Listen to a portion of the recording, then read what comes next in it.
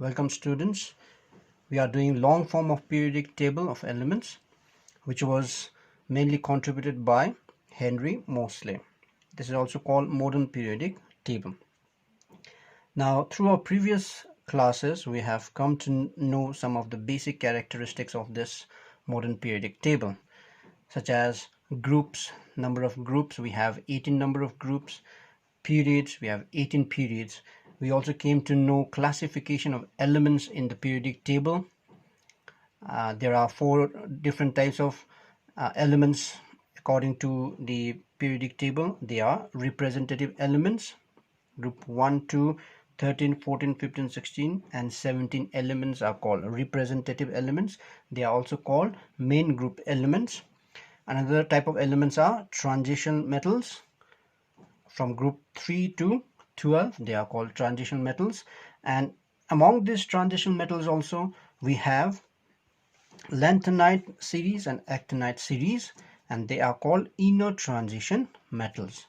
This is the third type of element, and the fourth type of element in the periodic table is noble gases or inert gases, and they belong to group 18. We also learned in our previous class how to find group number and period number of any given element with the help of atomic number and its electronic configuration. So in today's class, we are going to learn how some important characteristics vary in a periodic table, their trend in periodic table. And according to class 9 syllabus, we are going to see 5 such properties and their trend in the periodic table. Those 5 properties which we are going to see are number of cells and valence electron, their trend of valency in a periodic table, number 2. Number 3, trend of atomic size in a periodic table. Number 4, trend of metallic character in a periodic table, and the nature of oxides in a periodic table. So we'll start with the first trend, that is number of cells and valence electron. So we are going to learn their trend on the basis of group and period, how they vary down the group and how they vary as we move from left to right in a periodic table, that is across the period. Now down the group, as we move down the group, the number of cells increases. That means after every group or every element in a particular group, as we move down the group, due to increase in atomic number, the number of cells keeps on increasing. Let us take one example. Let's take example of group 17 elements. They are fluorine, chlorine, bromine, iodine. Now, if we see their electronic configuration, like fluorine has 2,7, 9 electrons. Chlorine has 2,8, 7, 17 electrons. Bromine has 2,8, 18, 7. That means 18 plus 2, 20, 28, and 7 is 35. 35 electrons. And iodine has 2,8, 18, 18, 7 electrons. Now, due to increase in atomic number, the number of cells also increases down the group. So what we can conclude, down the group, the number of cells increases. But what happens to their valence electron? Now, if you see their electronic configuration over here, although they have different atomic numbers, their number of valence electrons are all same, that is 7. All the halogens, they have 7 electrons in their valence cell, that is 7 is the valence electron. Therefore, we can conclude that the number of valence electron remains same down the group. So down the group, number of cells increases while the number of valence cell remains the same. Now let's see the same trend across the period. Now across the period, when we move from left to right in a periodic table, number of cells remain the same. There is no new addition of cells. but the number of valence electron increases. Let's take example of period 2 element: lithium, beryllium, boron, carbon, nitrogen, oxygen, fluorine, and neon. All these elements have 2 cells. That is why they all belong to period 2.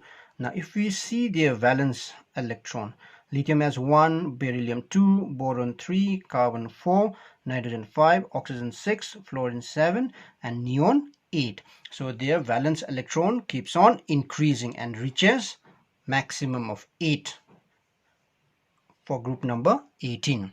So what we can conclude, the number of cells increases down the group, whereas remains same across the period.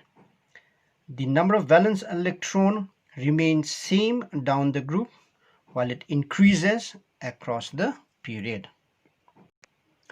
Another trend which we are going to see is trend in valency. Now we all know that valency depends on valence electrons. Now let's see how valency varies down the group as well as across the period. Down the group, valency of elements remains the same.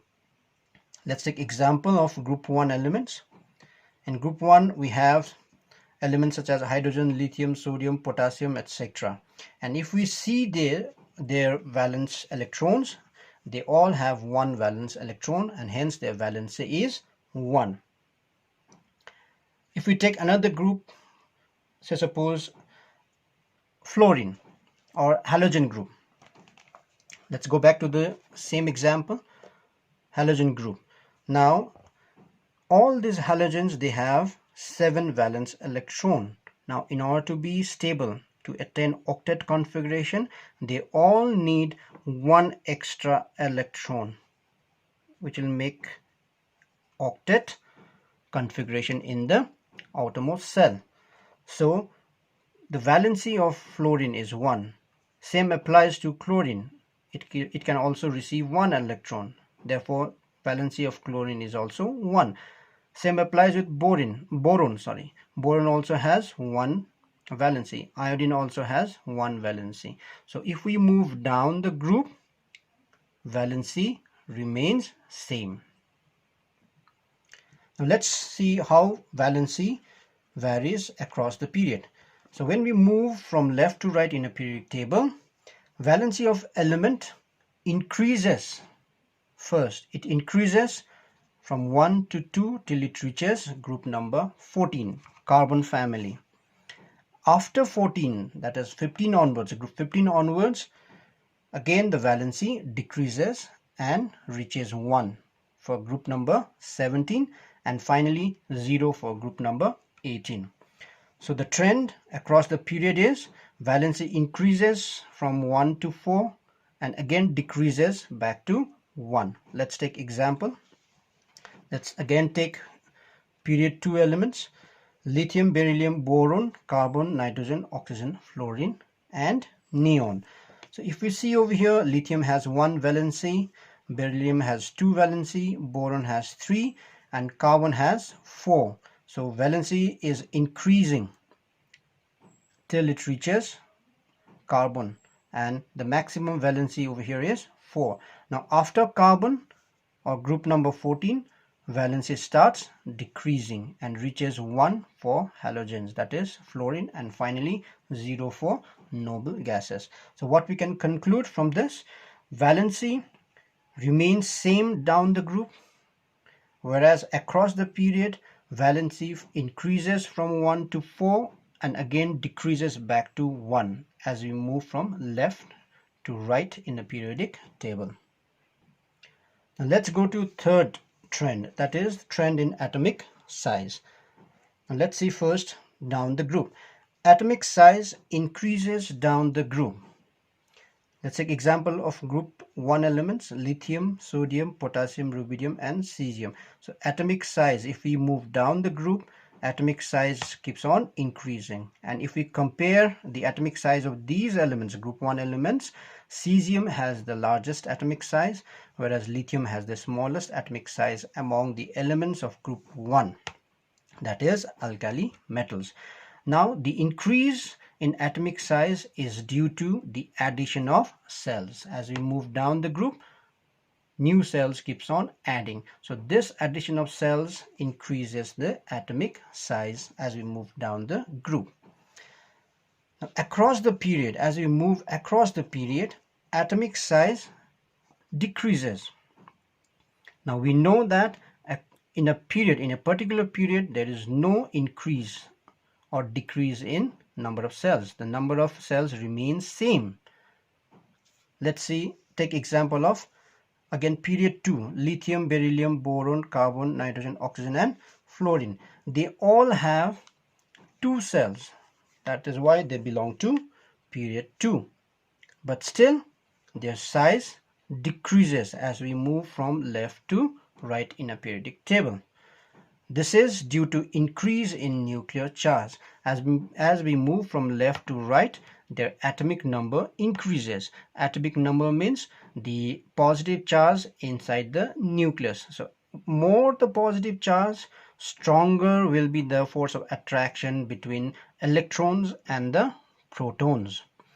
And stronger the attraction, they will be closer to each other. Hence, the electrons come closer towards the nucleus, thereby reducing the size of the atom.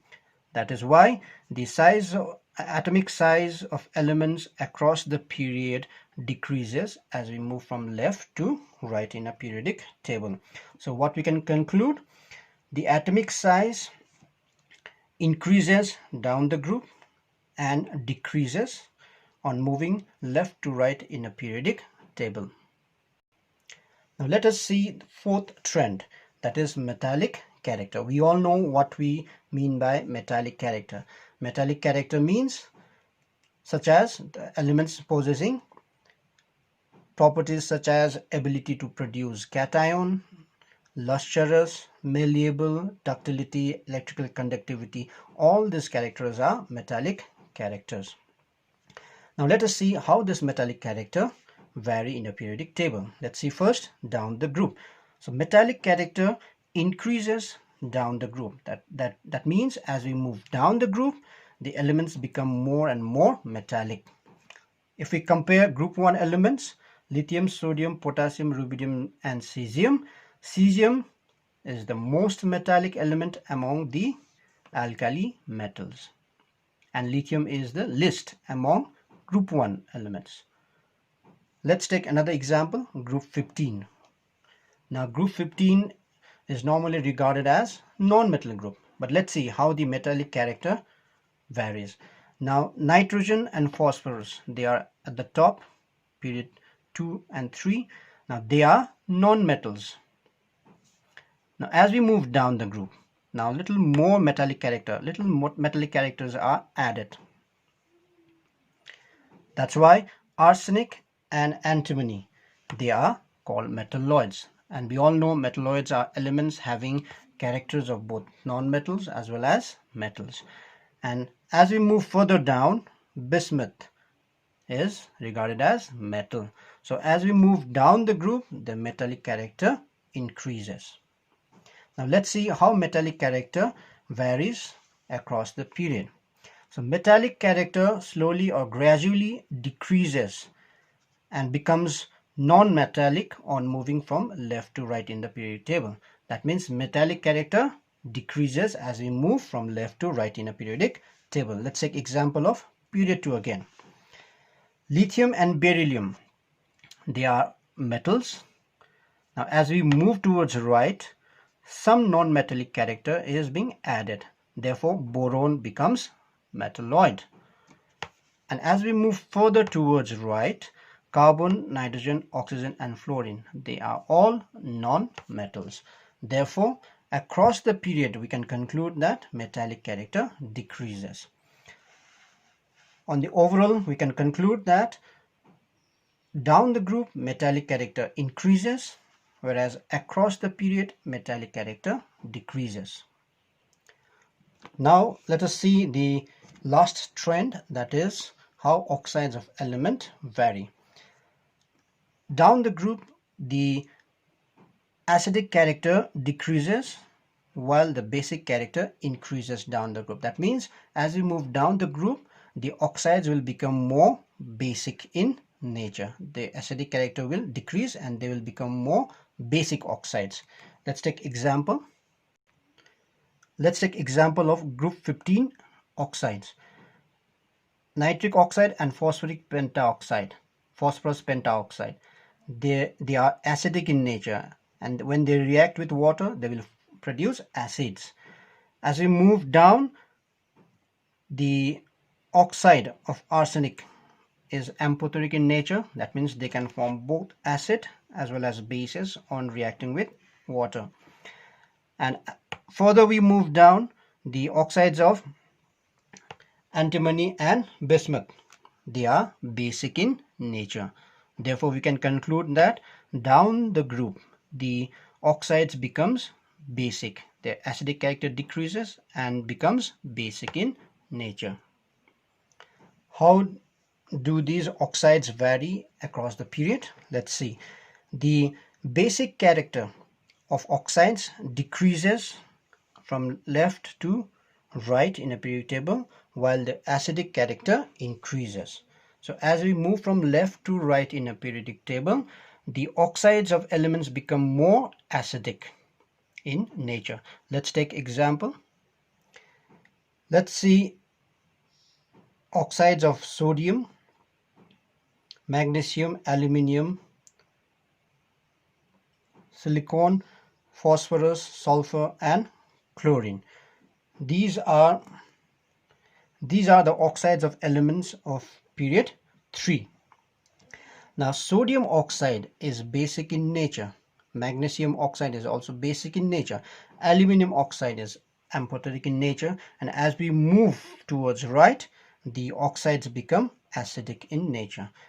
So this will form strong acids when treated with water. So what we can conclude, and overall we can conclude that the oxides of element down the group becomes more basic, whereas the oxides of elements across the period becomes more acidic in nature. So this is all what we were going to learn in this session. I hope you have understood the trend of some important properties in a periodic table.